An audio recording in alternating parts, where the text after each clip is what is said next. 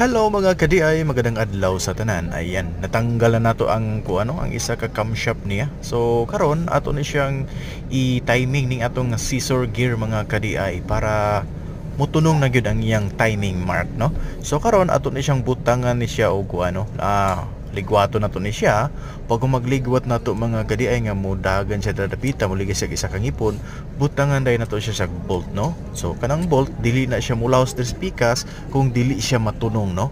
Alright, so karon ato na siyang ligwaton dai butangan nato siya ani nga bolt kaning ni no, para mo lock siya aron pagbuhi na to, no, dili na siya mo isog, no, dili na siya mo ligas. Ayan, so butang na to ning bolt dire kay aron na maplastar na, kay aron ma-timing na to ning balik ning salakyan na.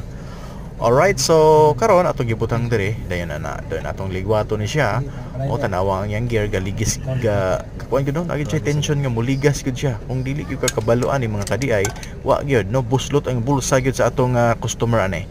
So karon ato ni siyang ligwato, no, ligwato na to na siya, no, atong iligwat nga mutunong tong iyang buho sa bolt aron matunong na iyang timing mark.